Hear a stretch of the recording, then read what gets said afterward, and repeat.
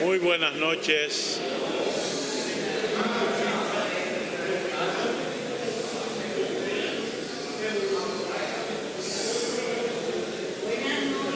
Muy buenas noches.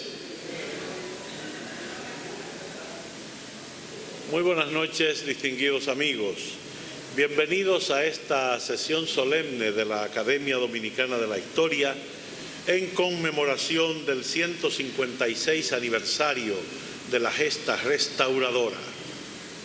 Para conmemorar este nuevo aniversario de la epopeya que restauró la independencia dominicana, escucharemos el discurso del doctor Santiago Castro Ventura, miembro de número de la Academia Dominicana de la Historia, bajo el tema «La provincia de Santo Domingo también fue escenario de la guerra restauradora».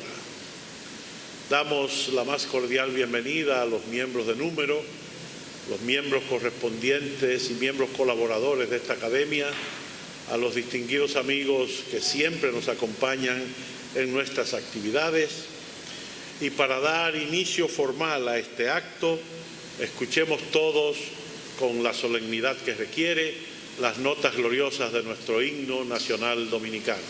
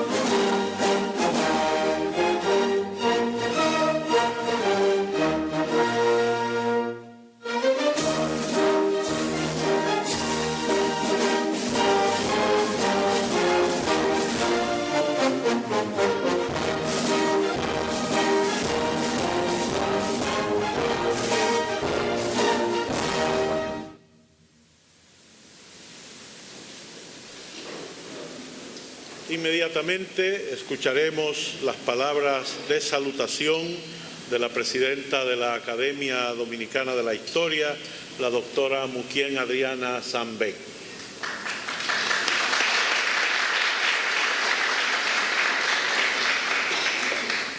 Buenas noches. Buenas noches, tengan todos ustedes. Un saludo muy especial a los miembros de la Junta Directiva aquí presentes, Adriano Miguel Tejada, vicepresidente, y José del Castillo, vocal, a nuestro querido orador invitado, Santiago Castro Ventura, a todos ustedes que siempre nos han acompañado durante estos 3 años, de corazón, muchas gracias. Por estatuto, la Academia Dominicana de la Historia debe realizar 2 sesiones solemnes obligatorias. Una en el mes de febrero, a propósito de la efeméride de la independencia, y otro el 16 de agosto en torno a la guerra restauradora. Durante estos 3 años hemos tenido miembros de número que han presentado interesantísimas conferencias. Uno de ellos fue, por ejemplo, Adriano Miguel Tejada, justamente para un 16 de agosto, que habló sobre las relaciones internacionales. Tuvimos también a Edwin Espinal, Roberto Casá,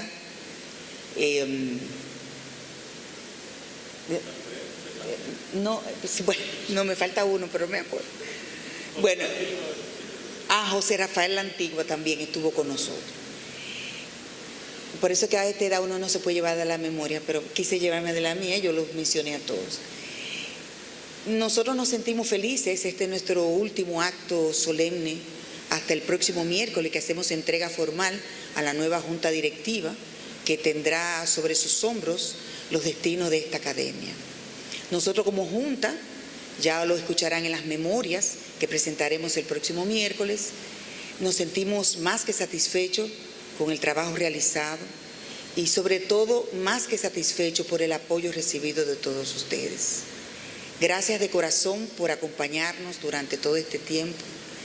Gracias a la Junta por estar siempre aquí. Y vamos a escuchar a un amigo que desde hace años, a pesar de ser pediatra, ha sido uno de los principales investigadores sobre este tema. Así que de corazón, en esta sede que fue nuestra durante más de 50 años y que desde 1992 la habíamos perdido al mudarnos hacia la Casa de las Academias, volvemos a presentar una sesión solemne con un tema importantísimo sobre la guerra restauradora. De corazón, muchas gracias.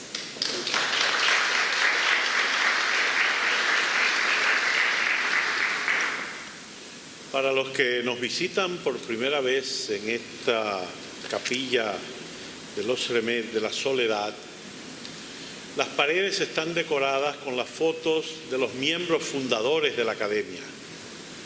Ahí están los primeros miembros. El salón está encabezado por el retrato de nuestro padre de la patria, Juan Pablo Duarte, obra del destacado pintor dominicano Miguel Núñez, y al fondo está el escudo nacional, obsequio de otro gran colaborador de la Academia, Miguel. ¿Cómo se llama Miguel? Miguel Estrella. Permítanme ahora presentarles a nuestro disertante de hoy. El doctor Santiago Castro Ventura es médico egresado de la Universidad Autónoma de Santo Domingo en 1981. Hizo un posgrado en pediatría en el Hospital Infantil Dr. Robert Reed Cabral y cursó una maestría en historia en la UAS. Se desempeñó como médico pediatra de urgencias en el Hospital Robert Reed Cabral por 3 décadas y como pediatra en el Hospital Meriño de Sabana Grande de Boyá y la Zona B del Instituto Dominicano de Seguros Sociales por igual periodo de tiempo. Fue director ODEPLAN de la Facultad de Ciencias de la Salud de la UAS y en la actualidad es profesor de Historia en la Facultad de Humanidades de esa alta casa de estudios. Es miembro emérito de la Sociedad Dominicana de Pediatría, pasado presidente del Colegio Médico Dominicano y de la Asociación de Médicos Pasantes y miembro de la Sociedad Dominicana de Historia de la Medicina. Le fue otorgado el premio Amin Abel Hasbún al graduarse de médico en 1981 por su participación militante en el movimiento estudiantil. Recibió el reconocimiento Salomé Ureña de la Secretaría de Educación en el año 2003 y ha sido Premio Nacional de Historia José Gabriel García en los periodos 2005-2006 y 2006-2007. Fue profesor del año 2015 en la Facultad de Humanidades y la Escuela de Historia de la UAS y profesor del año 2017 en el Centro UAS de Baní. Ha publicado 26 libros sobre temas de historia, medicina y literatura y en la actualidad está en proceso de edición su libro El turbulento ascenso de la medicina, que aborda las dificultades de los ilustres médicos que a nivel mundial han contribuido al desarrollo de las ciencias médicas.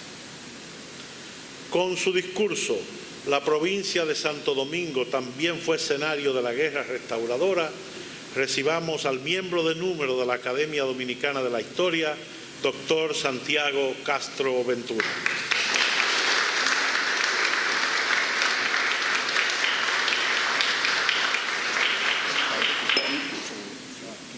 Aquí le pongo su agüita,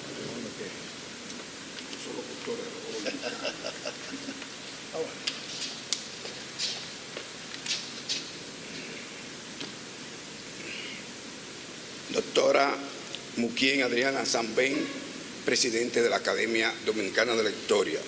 Licenciado Adriano Miguel Tejada vicepresidente. Licenciado José del Castillo Pichardo, vocal de la Academia Dominicana de la Historia. Distinguidos miembros de número, miembros correspondientes, colaboradores, contertulios habituales e invitados. Permítasenos agradecer a la doctora Muquien Adriana Sambén, presidenta de la Academia Dominicana de la Historia, la oportunidad de dirigirme a ustedes en ocasión del 156 aniversario de la primera insurrección popular triunfante de los dominicanos contra una potencia colonial, la guerra restauradora. Siempre ha prevalecido el concepto que descarta la provincia de Santo Domingo como uno de los focos insurgentes en el discurrir de la insurrección iniciada en Capotillo. La realidad es otra.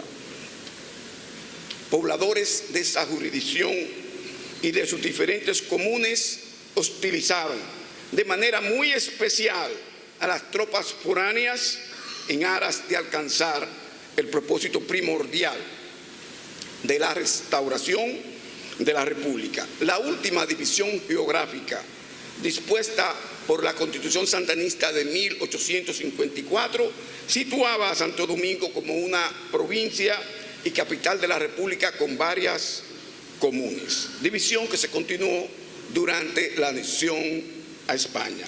De esto se desprende que no era solo la ciudad amurallada, sino que incluía todo su entorno. Para los habitantes de la provincia metropolitana, el atentado contra la soberanía que constituyó la anexión del 18 de marzo de 1861 fue un acto sorpresivo y irreprensible, como diríamos hoy en día, un palo acechado, ¿no? La maniobra santanista dejó atónita a la ciudadanía. El cónsul inglés en la ciudad, Martin Hood, en comunicación a sus superiores 3 días después de anunciada la infausta incorporación, manifestaba en torno a ese delicado tema y decía: el mayor secreto ha sido guardado a través de las negociaciones sostenidas, no me cabe duda, durante un año. El representante inglés asentó en sus notas que al comenzar el mes de marzo se permitió que circulara el rumor de la anexión. Se invitó en la tarde del 17 a la población para que se reunieran a las 6 de la mañana del día siguiente en la Plaza de Armas o Parque Colón, indicando que en este lugar fueron destacadas tropas dominicanas totalmente desarmadas. Observó entre los presentes a 50 dominicanos y 200 españoles que habían llegado como colonos en el mes de enero. Al acentuar la reacción del público presente en la plaza, el funcionario inglés acotó: hubo unos pocos, pero muy pocos vivas, desde el balcón, que fueron respondidos por los españoles, pero no por los dominicanos, ni siquiera por los soldados y los extranjeros presentes que no tomaron parte en esto. Esta declaración nos revela que en la ciudad de Santo Domingo, en la mayoría de las localidades del país, la anexión fue percibida con marcado desdén que reflejaba un manifiesto rechazo al intento de homicidio contra la República. El Senado consultor, pese a estar controlado por Santana, no fue apoderado de la anexión. El plenario lo constituían 7 senadores. 3 de ellos emitieron un enérgico comunicado de protesta ese mismo día en la sede del Senado, frente a la Plaza de Armas, en el Palacio de Borguelá.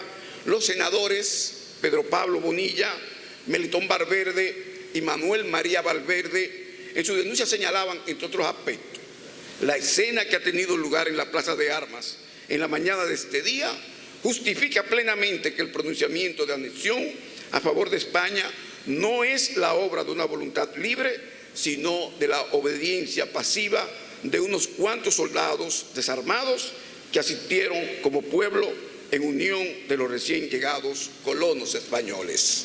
Esta fue la primera protesta cívica de los dominicanos contra la anexión. Los 3 fueron apresados y deportados a Puerto Rico.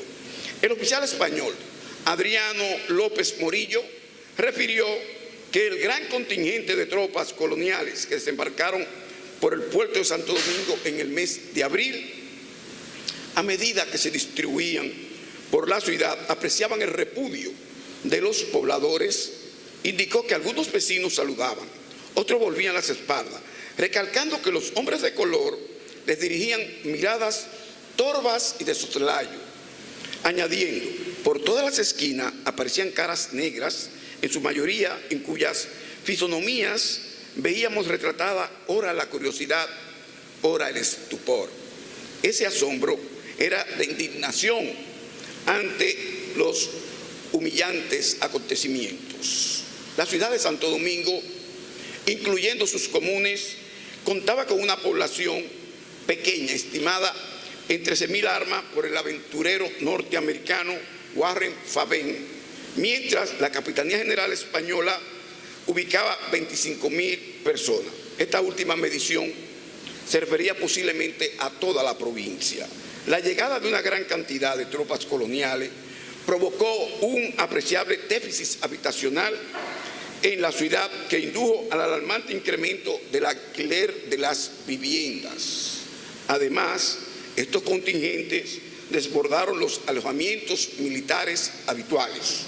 Para subsanar este desliz, se inició con la posesión de la mayoría de las iglesias, empezando por la iglesia de Regina, está bajando allá, la José Reyes, y el colegio de los jesuitas, convertido en cuarteles para las tropas recién llegadas.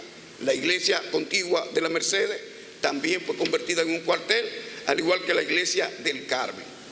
Pese a la gran centralización de las tropas en la capital, en el mes de junio el cónsul inglés informaba a su canciller: me he cerciorado de que ciertas pasquinadas impresas han circulado en esta ciudad durante los últimos días.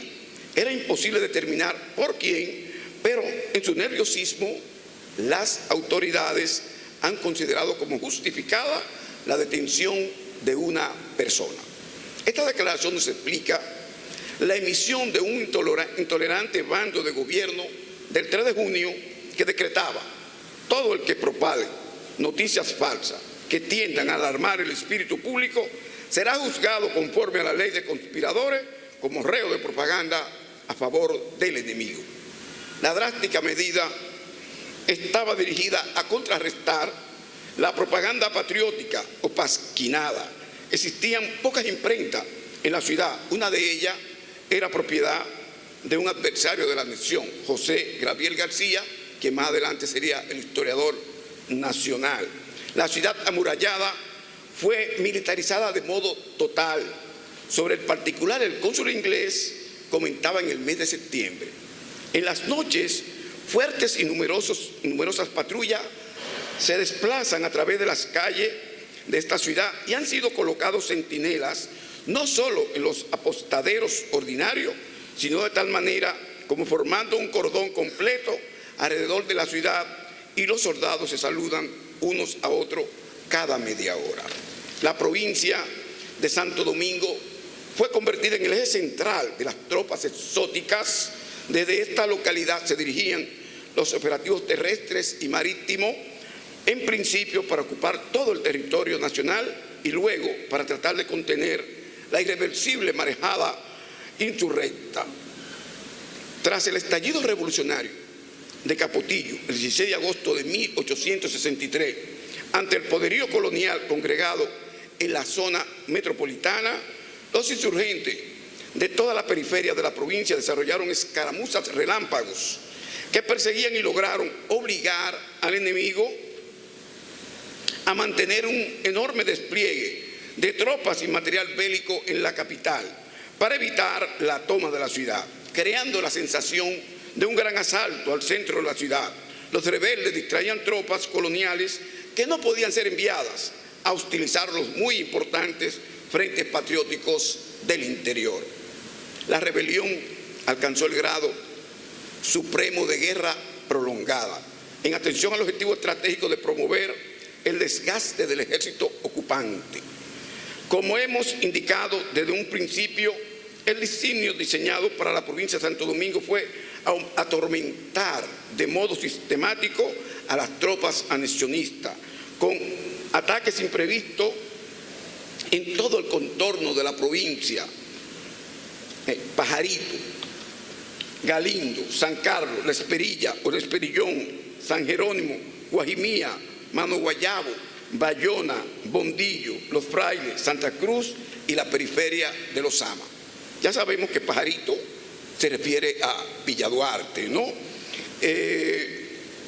Guajimía, tenemos todavía lo que es la cañada de Guajimía, allá en Herrera, que es lo que queda de ese poblado de Guajimía, y Bondillo, que se peleó mucho allí y que se tenía como una ciudad perdida, hasta que ese gran historiador dominicano, don Betilio Alfao Durán, nos demostró que no, que el problema de Bondillo es que en 1905 empezó a hundirse y la gente desalojó a Bondillo en 1905, pero que Bondillo estaba ubicado próximo a Bayona, próximo a Guajimía, y subiendo ya más arriba estaba Mano Guayabo.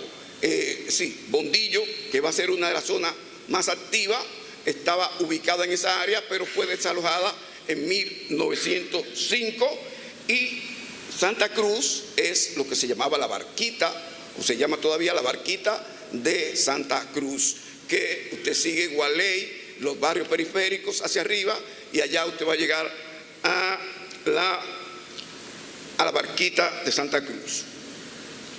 Esta situación obligó a mantener grandes contingentes de la Soldadeca Colonial en la provincia de Santo Domingo, previendo un intento de asalto a la ciudad, centralización que, repetimos, contribuía a reducir los contingentes anexionistas destinados a afrontar el grueso de la anexión allende la capital. Tras el estallido de Capotillo, el aguerrido coronel hispano de Estado Mayor, Mariano Capa, desde Puerto Plata, este Mariano Capa fue enviado de Santo Domingo con tropas a Puerto Plata, y fue el hombre que logró con Juan Suero ir desde Puerto Plata a Santiago para rescatar a los españoles que estaban sitiados en la fortaleza San Luis de Santiago. Mariano Capa se dirigió a la Capitanía General de Cuba y le decía, el día 3 de septiembre, la insurrección ha tomado proporciones extraordinarias. Es probable que se propague a las provincias del sur. El estado de la capital de Santo Domingo era poco satisfactorio, y aun cuando subsiste allí un batallón, algunas compañías de artillería y un escuadrón, convendría que se aumentase a lo menos otro batallón. Capa, quien acababa de llegar de la capital, recomendaba que, pese a la importante guarnición, había que enviar tropas a Santo Domingo. Pedro Santana, el 20 de septiembre, informaba que sus espías le comunicaron que los rebeldes se introducían por la Isabela y el Osama con el propósito de difundir su propaganda revolucionaria. En ese mes de septiembre, desde Cuba, se decidió que el gobernador militar de Santiago de Cuba, general José de la Gándara, se trasladara a Puerto Plata con tropas para desembarcar en Montecristi y aplastar en su cuna el baluarte central de Santiago. El día 26, el diario de operaciones del Ejército Colonial de Puerto Plata se apuntaba que la insurrección se había propagado a Azua y parte de la provincia de Santo Domingo. Por lo tanto, el capitán general Felipe Rivero ordenaba suspender el operativo de Montecristi y reconcentrar las tropas recién llegadas en Santo Domingo. La sorpresiva ordenanza establecía, en su virtud, el excelentísimo señor capitán general renuncia por ahora al proyecto del señor general Gándara de una expedición sobre Montecristi, dispone su excelencia la concentración de todas las fuerzas posibles en la capital, porque sólo así podrá dominarse la situación. Semejante mandato recibió el general Eusebio Puello, que dirigía las fuerzas anexionistas en Azua. De igual modo, fue convocado el retorno de Pedro Santana, que de manera infructuosa trataba de llegar al Cibao para aniquilar la revolución en su sede principal. En aquellos momentos ya estaba instalado el operativo de hostilidad guerrillera en la zona adyacente a Santo Domingo, y esto alarmó al capitán general Felipe Rivero, quien dictaminó la urgente reconcentración de las principales unidades militares en la capital ante un inminente ataque que obviamente no estaba proyectado. Gándara, como oficial obediente, acató la orden, al igual que Puello. Esas sorpresivas primeras escaramuzas en la zona extramuro lograron que el plan invasor de Gándara sobre Montecristi se frustrara en aquellos instantes, tiempo que sirvió para organizar mejor la defensa de Montecristi a Santiago, teniendo como consecuencia el fracaso del proyecto de desembarco colonial en mayo del año siguiente, que fue cuando se vino a realizar. De acuerdo a fuentes hispanas, Gándara había logrado reunir cerca de 6.000 hombres en Puerto Plata que participarían en el suspendido ataque a Montecristi. Ofensiva que pudo aniquilar la revolución que empezaba a expandirse desde el centro de la República en armas que estaba constituido en Santiago. Era injustificada la alarma del capitán general Felipe Rivero. El 9 de octubre, se dirigía al comandante de San Cristóbal, participándole que el mensajero que había despachado para ese cuartel hace pocos momentos ha regresado con la noticia de que los revolucionarios de San Cristóbal se dirigían, parte de ellos, por las inmediaciones del río sobre Guanuma y otra columna en dirección a Los Ama, sin duda para impedir la comunicación de vuestra excelencia con esta capital. El capitán general Felipe Rivero fue embriagado por una crisis de pánico. Quedó obsesionado pensando que los rebeldes organizaban un asedio para tomar la zona intramuros al desplegarse de manera atrevida desde San Carlos al río Ozama. No obstante, insistimos en suscribir que la escasez de material bélico no permitía a los patriotas el desarrollo de un operativo militar de tan alta envergadura. El historiador nacional José Gabriel García describió el proceso de la reconcentración de tropas cuando apuntó: en consecuencia, no vaciló el general Rivero en dar la orden de concentración que maduraba, la cual no solo fue acatada por el general Gándara, que acababa de llegar de Puerto Plata, cuya plaza dejó a cargo del general Primo de Rivera y otros jefes de nombradía, trasladándose a Santo Domingo en los vapores Hernán Cortés, general Álava e Isabel la Católica, que llegaron el 22 de septiembre con los batallones Cazadores de Nápoles número 4 y Victoria y San Quintín número 1 y 3 de infantería, sí que también por el general Puello, que en los primeros días de octubre abandonó Azua, no obstante su triunfo en el Jura, embarcándose con toda su tropa bajo su mando hacia Santo Domingo. Todavía no hemos valorado la importancia trascendental del retorno a Santo Domingo del poderoso cuerpo de ejército colonial proveniente de Cuba, que en principio tenía el objetivo de tomar a Montecristi y avanzar hacia Santiago y arrollar a la revolución en ciernes.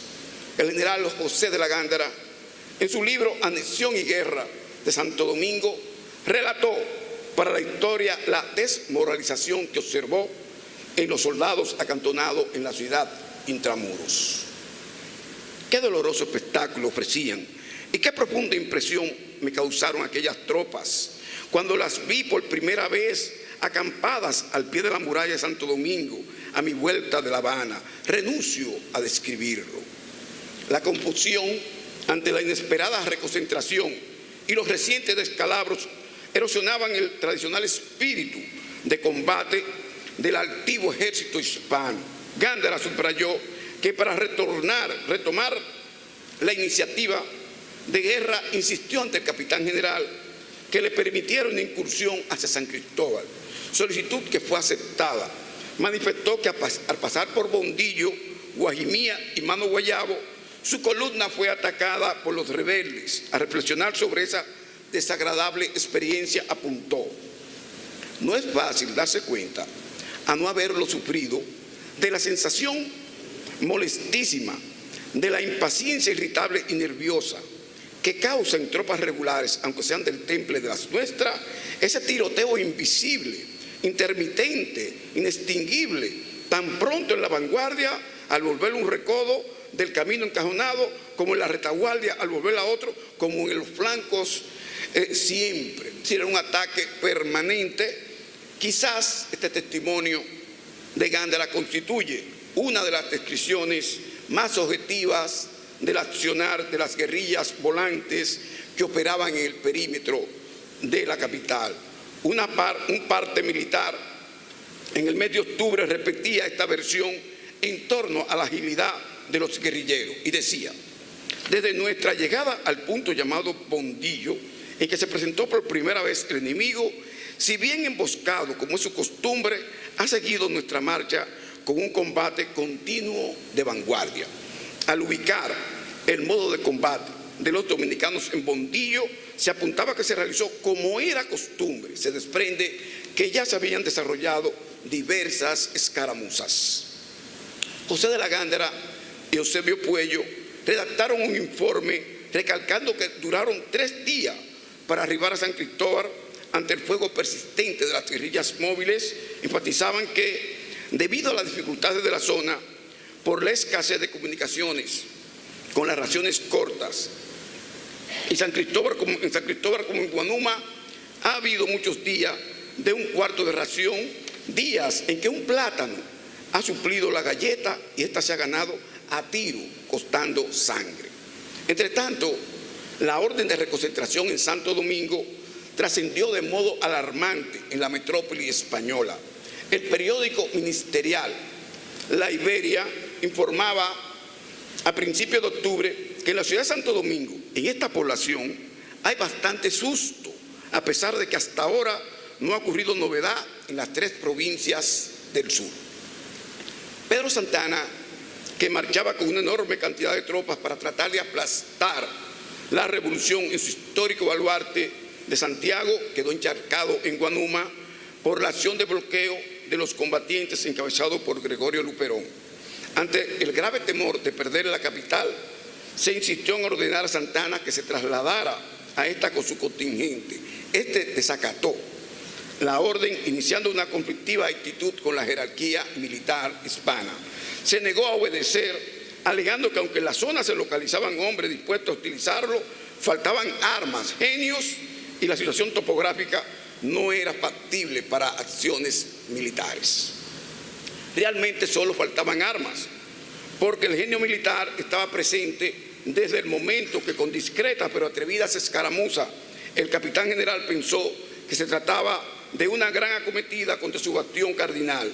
Santana prefirió quejarse ante el ministro de Ultramar español, a quien envió una comunicación admitiendo la difícil situación, reconociendo la intensidad de la rebelión, llegando a sentenciar que ésta se desenvuelve con tales ira que, exceptuando el castillo de Puerto Plata, se enseñorea en toda la provincia de Santiago, en La Vega, y pisa ya dentro de los límites de la de Santo Domingo, Azua y El Ceibo. Admitía que la revolución se enseñoreaba hasta en los confines de la provincia de Santo Domingo, como advirtió el capitán general cuando enfatizó que los sublevados operaban entre San Carlos y el Osama. El capitán español Ramón González Tabla, en su libro sobre la guerra, nos dice que la reconcentración se debió a un rumor sobre conspiración en la capital y cuestionó acremente el operativo. El solo hecho de desarrollar ataques sorpresivos en áreas contiguas a la capital, como Bondillo, San Jerónimo, La Esperilla, Galindo. Galindo es toda el área de Mauricio Isla, Villa Francisca, toda esa zona, ¿no? San Carlos, Pajarito y el Osama, estimuló la reconcentración en esta ciudad, favoreciendo de manera notable la organización de los rebeldes en el interior del país. Esta desacertada medida desde el ámbito colonial posiblemente le costó el cargo al general Felipe Rivero, quien fue el responsable de la tesis de la supuesta conspiración intramuros en combinación con los ataques por la periferia. La denuncia original fue de Pedro Santana, quien anunció el descubrimiento de una conspiración apócrifa en la capital que estallaría el 20 de septiembre, acusando a un oficial de apellido Valverde, a quien ordenó fusilar en la puerta de su casa de campaña en Guanuma. De inmediato se hicieron numerosos apresamientos en la zona amurallada. La fortaleza Osama fue abarrotada de prisioneros y se decidió enviarlos a Puerto Rico. Un parte militar desde esa isla decía lo siguiente: muy mal efecto ha de causar aquí la remisión de los tales prisioneros hecha por el general Rivero, que debía a todo trance haberlo despachado allí. Y peor sucederá si, como se dice, es cierto que por la Fabio goleta de esta matrícula vienen mucho más. Los patriotas en armas en ninguno de sus apuntes dejaron constancia de la supuesta conspiración revolucionaria en el seno de la ciudad. La desesperación de Santana y de Rivero les llevó a imaginarse la conspiración. Este argumento fue utilizado para atropellar a la población, asesinando y apresando a sospechosos de simpatizar con los insurgentes. La idea delirante de Rivero trascendió en la metrópoli. El periódico opositor El Clamor Público, en 1865, 2 años después, criticaba su nombramiento entonces como ministro de Guerra español por la actitud desacertada que desarrolló desde el mando en Santo Domingo. Denunciaba el periódico que cuando era capitán general aquí había concitado el odio de los dominicanos y se vio en la necesidad de decir misteriosamente al oído del arzobispo de la isla: aquí todo el mundo conspira. Es decir, que él veía conspiradores hasta en la sopa aquí en la ciudad, y se lo dice a un igualito que él, que era el obispo don Bienvenido Monzón, ¿no? Entonces, esta expresión aparentemente ingenua no podemos desvincularla de la inexplicable concentración de tropas coloniales en Santo Domingo, decidida por el inefable Rivero. El general Manuel Rodríguez Otío era el único general en ese momento, el único general intelectual, ¿no? Aquí en esta zona de Intramuros, por más de 50 años, funcionó el liceo Manuel Rodríguez Otío, del que yo soy egresado. Ya lamentablemente el liceo desapareció, en homenaje a este señor, el liceo vespertino, en el mismo local donde funciona en la mañana el Salón Ureña.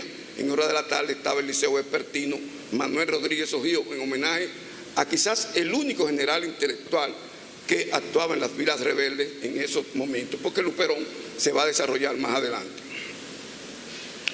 Decía Rodríguez Otío: el pueblo de San Cristóbal, encajado entre Baní y Santo Domingo, había conservado su independencia y constituía por consiguiente un centro de operaciones cuyas avanzadas eran Jaina sobre Santo Domingo al mando del coronel Evangelista y Mano Guayabo y Nizao al mando del comandante Campuzano sobre Baní. El jefe de operaciones era el joven Manuel Barón Durocher, recientemente nombrado coronel por el gobierno.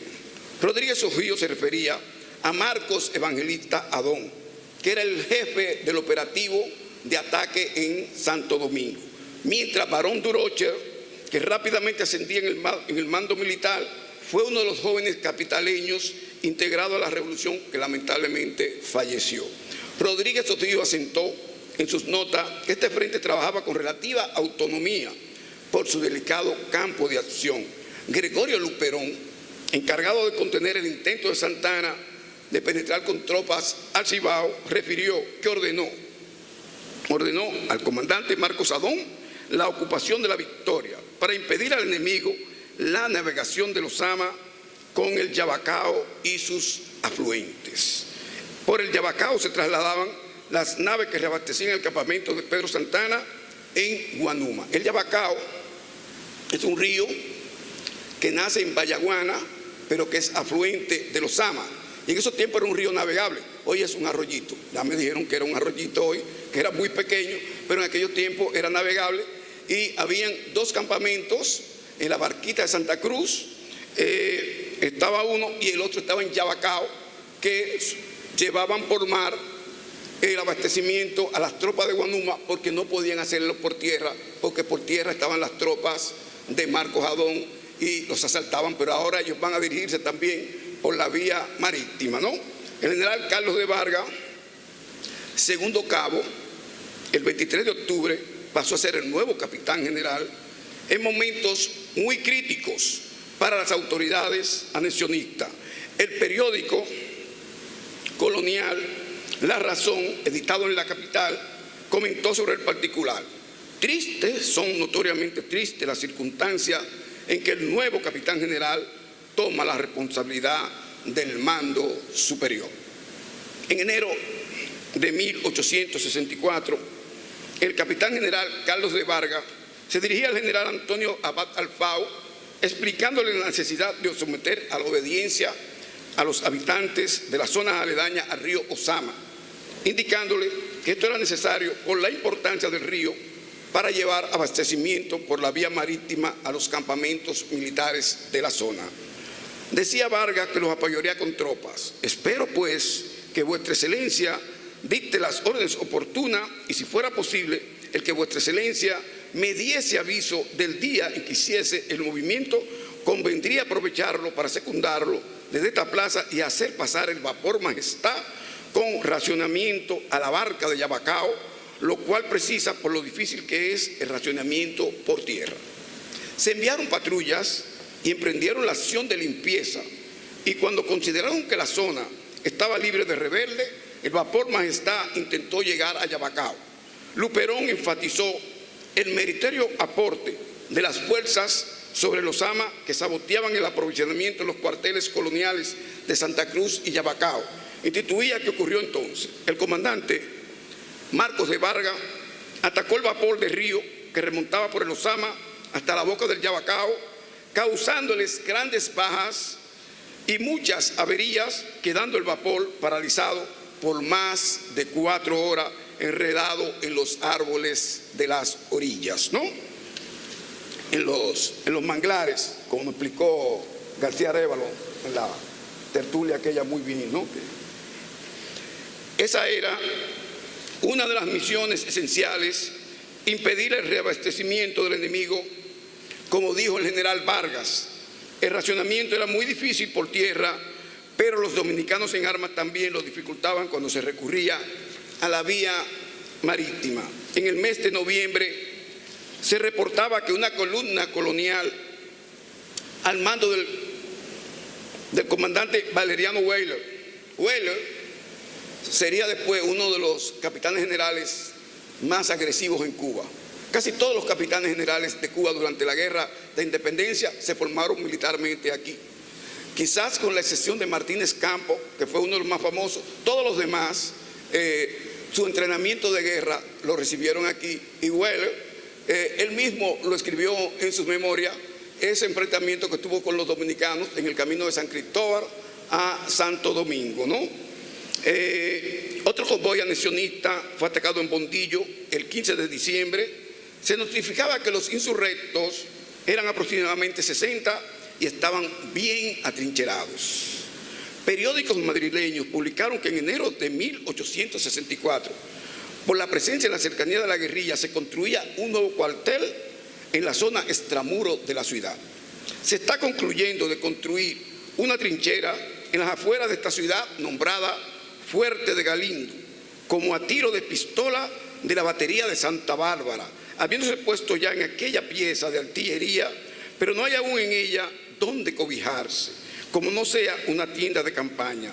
Se ha dado el mando de dicha trinchera al segundo comandante, señor Miguel Cuesta, del segundo batallón del Regimiento del Rey.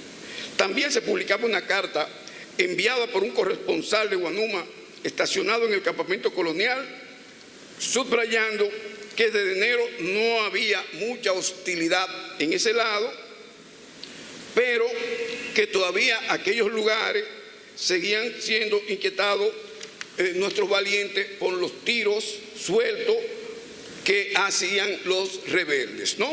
Ellos mismos narraban la táctica de los rebeldes, de mantenerlos en zozobra, principalmente en horas de la noche, para no dejarlos dormir y que al día siguiente, aletargados, no lograran mantenerse alerta ante alguna escaramuza de modo frontal. El general anexionista Juan Suero en febrero reiteraba que en la zona del río Sama hasta la Barquita de Santa Cruz estaba operando un comando dominicano. Refería que las viviendas de los rebeldes fueron arrasadas por sus tropas. La soldadesca en sus actividades de contrainsurgencia no respetaba los hogares de los ciudadanos comunes y de inmediato le aplicaba el mote de sublevados. El capitán general Carlos de Vargas ordenaba a un subalterno que en este operativo de San Carlos, desde San Carlos y la Barquita, con dichas fuerzas, pernoctará usted en la barca de Santa Cruz, en donde las hará racional por 4 días. El día 1 de febrero próximo emprenderá usted su marcha en la dirección de los Sama, en donde será preciso que usted se detenga todo el día para recorrer aquella jurisdicción, castigando a todos los habitantes que hayan tomado parte con los sublevados, haciéndoles perseguir y no teniendo ninguna consideración para hacerlos conocer la necesidad de que se sometan y entren en el orden del celo, inteligencia y valor de usted. Espero el buen resultado de una correría tan necesaria a fin de alejar las molestias que causan los habitantes de los Sama. La presión de los revolucionarios continuaba de manera invariable. Aunque la reconcentración de las tropas en la capital fue descontinuada, siempre permaneció en zafarranchos de combate un importante contingente ante cualquier eventualidad. Por las incesantes hostilidades de las guerrillas móviles criollas, se decidió disponer de manera constante de unidades militares en los alrededores de la ciudad de Santo Domingo. En toda la zona fueron atrincherados millares de soldados para prevenir cualquier intento de asalto al centro de la ciudad, operativo que obviamente no estaba entre los planes de los rebeldes. En este mismo lapso, la prensa hispana publicaba la construcción de cuarteles para la defensa a todo lo largo del área contigua al centro de la capital. El autor de la comunicación explicaba: si mal no me acuerdo, creo haber hablado a usted de 2 fortificaciones que se proyectaban construir, una en la margen opuesta de los Sama, sobre la barranca de Pajarito, y otra sobre la eminencia de Galindo, dominando ambas la ciudad y todo su contorno por la parte del este y la del norte. Hoy puedo añadir a usted que además de estas 2 se construyen otras iguales al oeste sobre los Sama y otra en la villa de San Carlos Extramuro, habiéndose juzgado necesario para la mejor situación de esta última destechar la iglesia, cimentarla sobre sus paredes. 3 de estas fortificaciones están al concluirse, con inmensos barracones para las tropas y se hallan casi del todo artilladas, de modo que es imposible la aproximación del enemigo a la cercanía de la ciudad, y menos que por sorpresa u otra causa intenten inquietarnos como tal vez se pretendía. Es decir, que en vez de invertir esos recursos para ir a atacar los centros centrales de la insurrección, se malgastaban haciendo cuarteles en los alrededores de Santo Domingo, y se llegó al extremo de que la iglesia de San Carlos, que ellos la convirtieron en una fortaleza, le quitaron el techo porque tenían el temor de que los rebeldes las asaltaran, y desde la altura de San Carlos, porque eso se llamaba La Fajina, usted baja por la 16 de agosto, usted ve que va bajando, y el Emilio Prudón usted ve que usted va subiendo, también va bajando, y en aquellos tiempos estaba muy alto y fácilmente dominaba el centro de la ciudad si ellos tomaban la iglesia de San Carlos. Por eso decidieron destecharla. Ellos acabaron con todas las iglesias, porque las que no le hicieron cuarteles, la hicieron hospedaje para los españoles, todo esto con el beneplácito del obispo don Bienvenido Monzón. Obviamente don Bienvenido Monzón, cuando sonó el primer tiro, se fue para España y no volvió jamás por aquí, aunque dejó todas esas órdenes antes, ¿no? El trasfondo de esta exposición delataba un nuevo triunfo para los rebeldes.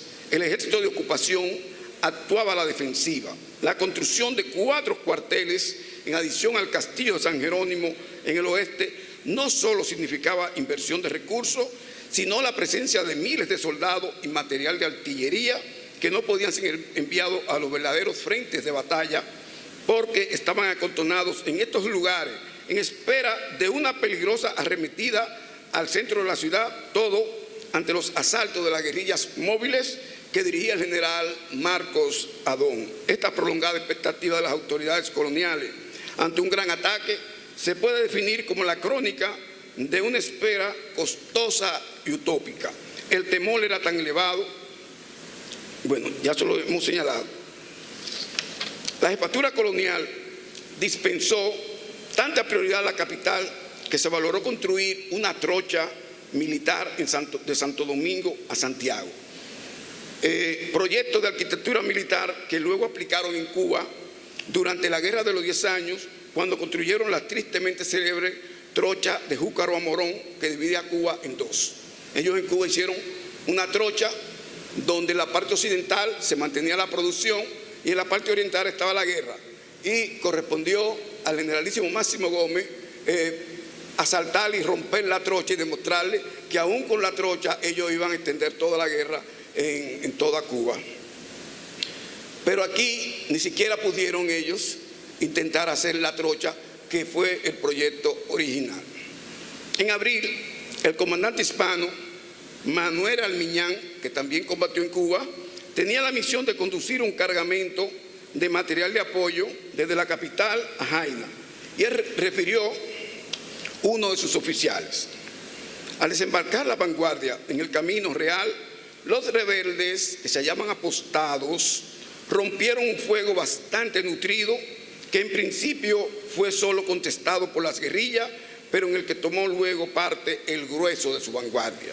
El entonces coronel español Segundo de la Portilla, que luego sería capitán general de Puerto Rico, denominó los resultados de la refriega como un penoso operativo, acentuando que el enemigo había sido tenaz en atacar la retaguardia disparando de larga distancia, acentuando que en ciertos puntos favorables al enemigo han disparado con obstinación, habiéndome visto en el caso de efectuar durante la marcha 5 disparos de granada que han producido el ventajoso resultado que yo esperaba, pues solo he tenido en el regreso 4 heridos leves, en su mayor parte, entre ellos un oficial y algunos contusos.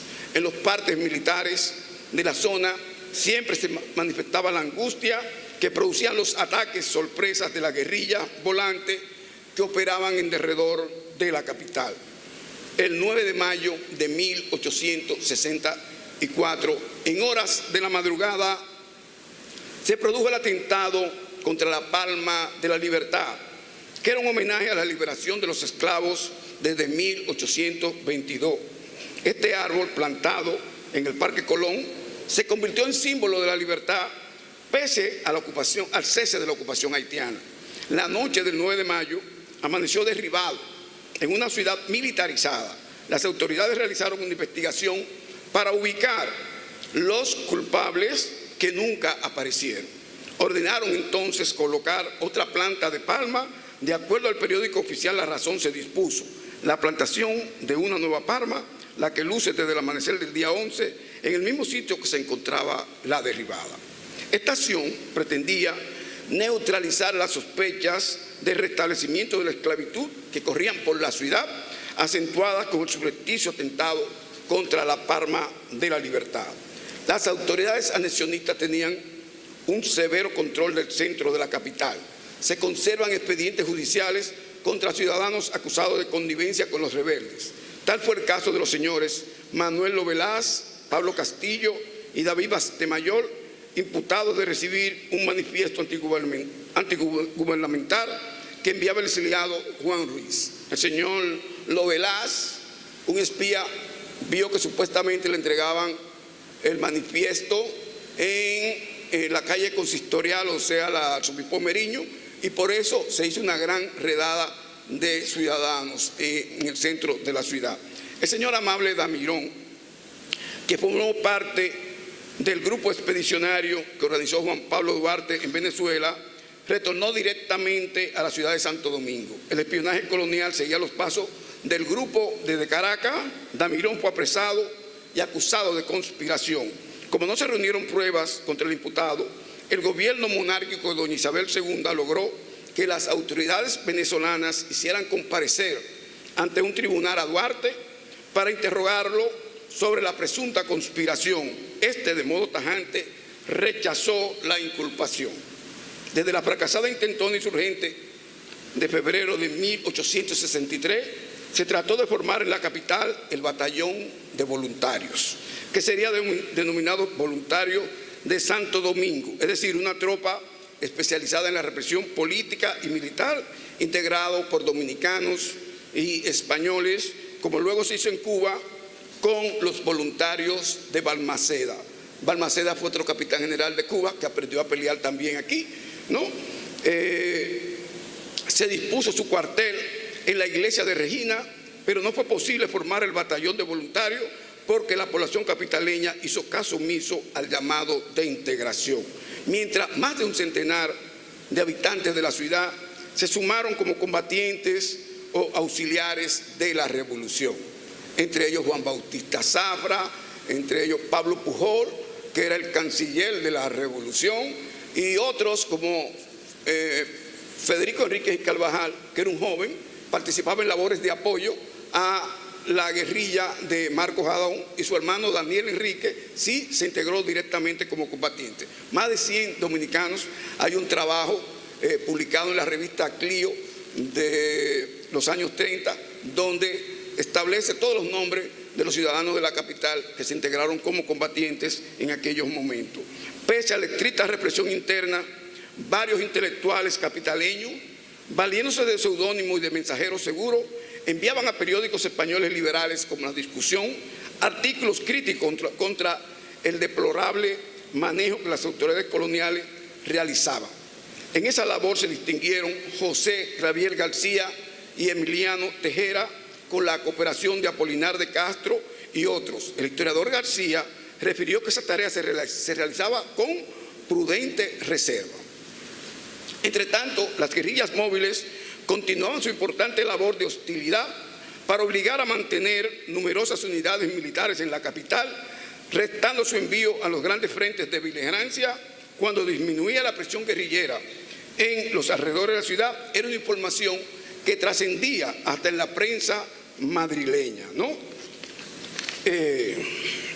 Los Dreverdes, decía un periódico, no se han dejado ver en la segunda semana por los puntos próximos a Santo Domingo, como antes sucedía, dejando entrever que previamente se sentía la presencia de los guerrilleros.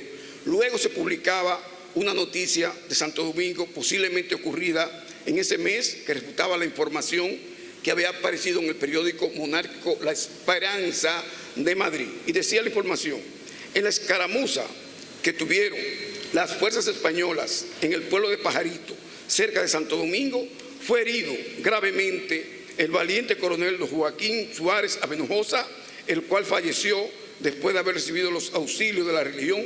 Su muerte ha sido muy sentida en Santo Domingo. En septiembre, la Comandancia General de la Marina, en el apostadero de La Habana, emitía un informe castrense sobre Santo Domingo que celebraba pretendidas buenas noticias para el bando colonial, pero advertía, sin embargo, de las favorables noticias, seguían a última fecha los insurrectos molestando la capital de Santo Domingo con continuos disparos de fusil. Precisamente en ese mes, el Comando Central Colonial presentaba la crónica de diversas escaramuzas en la provincia de Santo Domingo. El día 9 se produjeron disparos en los puertos exteriores de la ciudad intramuro. En esa ocasión salió un convoy rumbo a guerra. El día 10 se presentó un combate en la Mojarra y Pomarosa. El día 20 en la Cruz de Mendoza. El coronel hispano Hermenegildo de Quintana describió el ataque que sufrió la columna en la Cruz de Mendoza. A los pocos pasos de haberme internado en él, lo encontré enteramente interceptado por javillas que los insurrectos habían derribado del uno y del otro lado del camino, habiéndome sido necesario hacer una gran detención para que pudiese ser desembarazado y dejar paso franco a la columna. Conseguido esto, proseguí la marcha hasta llegar a una guardia avanzada que los rebeldes tenían situada en un bohío a la izquierda del camino, la cual al divisar nuestra vanguardia nos disparó sus armas, tomando inmediatamente una precipitada fuga. En En octubre, en el boletín oficial del gobierno restaurador, se acentuaba que el sistema de guerrilla provocaba terror en la fuerza contraria, destacando informaciones recibidas que revelaban y decía: a última hora, según las últimas comunicaciones recibidas de los campamentos del este, los españoles no pueden asomar la cabeza por ninguna parte y las guerrillas que destaca sin cesar el bravo general Marcos Adón llegan a la vista de las murallas de Santo Domingo. En este periodo, la guerra había decaído notablemente en las principales zonas insurrectas, en gran medida por la actitud displicente del presidente Pepillo Salcedo, quien incluso se declaró partidario de aceptar las negociaciones claudicantes que ofrecía el nuevo capitán general colonial José de la Gándara. No obstante, el frente de la provincia de Santo Domingo continuaba su actividad de hostigamiento, relámpago constante. El periódico hispano, La Correspondencia de España, publicaba noticias desde Santo Domingo que decían: lo que resultó de la conferencia lo ignoramos, es decir, de la conferencia de paz. Pero sí sabemos que las hostilidades han empezado de nuevo, habiendo sido los rebeldes los primeros que se han lanzado atacando a los 3 días un convoy que de la capital marchaba hacia San Carlos.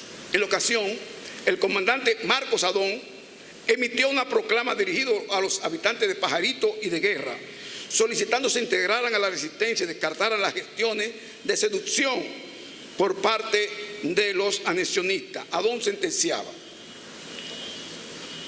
la impotencia de las huestes extranjeras para sofocar nuestra libertad está ya manifiesta ante la fe y la constancia con que luchamos para arrojarlas de nuestro suelo, y en vano ocurren hoy a los indecorosos medios de la mentira y la sonsaca para obtener resultados que no han podido conseguir con las armas. Esta proclama era el preludio de una importante incursión por los predios de Pajarito, acción que se desarrolló con éxito y fue descrita por Luperón cuando apuntó que en aquellos momentos el general Marcos Adón, desde La Victoria, enviaba a las guerrillas que se paseaban por los alrededores de Pajarito. En la dirección del bando patriótico ocurrieron cambios radicales. Asumió la presidencia el generalísimo Gaspar Polanco y la revolución fue acelerada en todos los frentes a partir del mes de octubre, convenciéndose el mando colonial en la metrópoli que era imposible contener la insurrección. El 11 de diciembre, el boletín del gobierno revolucionario informaba que las guerrillas que operan sobre Santo Domingo llegan hasta las murallas, donde han muerto algunos centinelas enemigos. La ciudad se halla completamente asediada. Desde el bando contrario, en Madrid, se publicaba un informe que corroboraba la información anterior, cuando se establecía: el 25 de diciembre, a eso de la 1 de la noche, se presentaron por las inmediaciones de San Carlos un corto número de rebeldes, pero visto por las compañías de cazadores de Madrid y Puerto Rico, que estaban convenientemente colocadas, se dispersaron. Es decir, los patriotas en armas no otorgaban tregua ni siquiera el día de Navidad. En enero de 1865, las autoridades hispanas en la metrópolis decidieron preparar el ambiente para retirarse de Santo Domingo. Como paso previo, todas las guarniciones debían de concentrarse en la capital. Al capitán general José de la Gándara le enviaron una serie de medidas para que valorara su implementación. La primera establecía: sería fácil y posible y conveniente, antes de hacer el abandono de esa provincia, agrupar a los partidarios de la España, constituir con ellos un gobierno suficientemente fuerte para resistir las fuerzas enemigas y, quedando dueño de la capital y punto más importante, pueda poner la provincia bajo su mando. Hasta el final, la ciudad de Santo Domingo y otros puntos estratégicos como Samaná fueron ubicados para tratar de imponer un régimen fantoche que respondiera a los intereses de la monarquía española. Tras evaluar su posición muy crítica, se convencieron que la presión militar permanente se incrementaría en demasía contra sus fuerzas militares en la capital ante un intento de esa naturaleza que finalmente fue descartado. El 11 de julio de 1865 se produjo la fuga espectacular de la soldadesca invasora a través del puerto de esta ciudad. Hoy, 156 años del contundente triunfo dominicano, hemos pretendido rescatar del olvido el importante frente interno en el perímetro de Santo Domingo que obligó a las autoridades anexionistas a disponer de miles de hombres para resguardar la ciudad intramuros ante un hipotético ataque, obviando que el objetivo estratégico de los rebeldes era entretenerlos en una zona inerte para la revolución, evitando que intentaran apabullar el núcleo central insurrecto, principalmente en el Cibao. Ese arriesgado operativo militar de desgaste o distracción, 3 décadas después, también fue implementado por el generalísimo Máximo Gómez en la guerra necesaria de Cuba, cuando los frentes de La Habana, Matanza y Pinal del Río estaban muy exhaustos de material bélico. El primer ministro español, Cánovas del Castillo, tenía una obsesión. Cánovas del Castillo decía que la guerra de Cuba se terminaba con 2 tiros alegres, uno para Maceo y otro para Gómez. Lamentablemente mataron a Maceo en Punta Brava, que es una comunidad de La Habana, y solamente quedaba Gómez. Pues ahora ellos van a matar a Gómez para ya acabar la guerra. Entonces, ¿qué hace Gómez? El general dominicano decidió estacionarse con un grupo reducido en las villas, en la Reforma, entreteniendo a los adversarios con hábiles escaramuzas. Estos enviaron millares de hombres detrás de él. Es decir, Gómez, él se paraba frente a un cuartel en persona para que los españoles lo vieran. Y entonces mandaban miles de guardias detrás de él y Gómez empezaba a darle vueltas para entretenerlo, ¿no? Estos enviaron millares de hombres detrás de él, mientras los demás frentes podían sobrevivir pese a la escasez de armas y municiones. Es el movimiento táctico de distracción conocido como la Reforma. No me atrevo a afirmar que Gómez remedó el operativo de Santo Domingo, pero es la mejor comparación de acciones de engaño contra el ejército monárquico hispano en las Antillas. Gloria eterna al comandante Marcos Adón y sus compañeros por el atrevido y muy efectivo operativo de distracción en el perímetro limítrofe de la capital en la tarea de coadyuvar a preservar los baluartes principales de la revolución restauradora en el interior del país. Muchas gracias.